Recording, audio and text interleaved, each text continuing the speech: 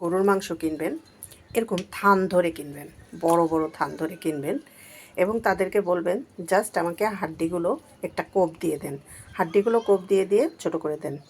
তাছাড়া মাংস কিন্তু আপনারা কেটে আনবেন না বাজার থেকে, কারণ যখনই আপনি বাজারে মাংস কাটাবেন ওরা কিন্তু আপনাকে দেখা যাচ্ছে যে পেছনে যে ছোট ছোট মাংস কেটে রেখে দেয় সেখান থেকে তেল চর্বি হাড্ডি দিয়ে আপনার মাংস পুজিয়ে দেবে, আর আপনার অরিজিনাল মাংস যেটা সলিড মাংস রেখে দেবে।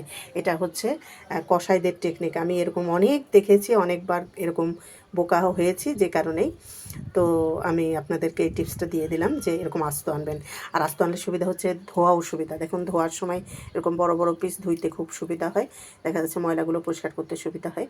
তো এরকম বড় বড় পিস করে নিয়ে আসে তারপরে এগুলো ভালো করে ধুয়ে নেবেন, ধুয়ে ঝুড়িতে করে পানি ছড়িয়ে নেবেন, ঝুড়ি বা জালি ছাঁকনি যাই বলেন, এতে করে পানিটা ছড়িয়ে নেবেন। ছড়িয়ে নিয়ে তারপরে এটাকে আপনি পিস পিস করবেন।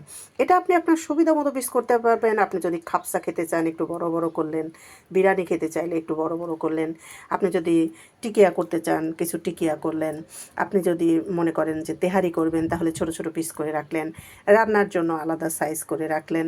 তো আপনি যদি স্টেক খেতে চান তো স্টেক করে রাখতে পারবেন বড় বড় পিসগুলো। তো এরকম আপনার সুবিধা মতো আপনি কেটে নেবেন। তাই আপনি পিসগুলো এরকম আস্তে আস্তে নিয়ে আসবেন।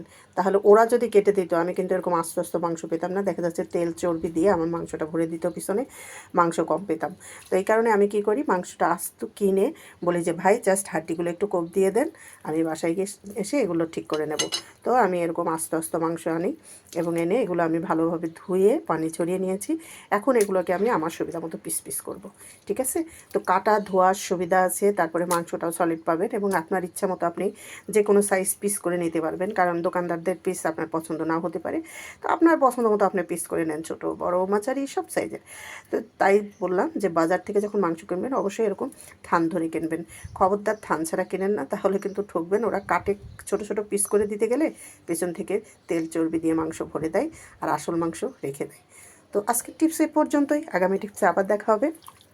আমার টিপসগুলো যদি ভালো লাগে অবশ্যই জানাবেন। আর আমি কিন্তু সবসময় বলি আমার টিপসগুলো সব নতুন রাঁধুনিদের জন্য বা ব্যাচেলারদের জন্য, কারণ অভিজ্ঞদের জন্য ইশারাই কাফি, অভিজ্ঞদের জন্য আমার টিপসের প্রয়োজন নেই।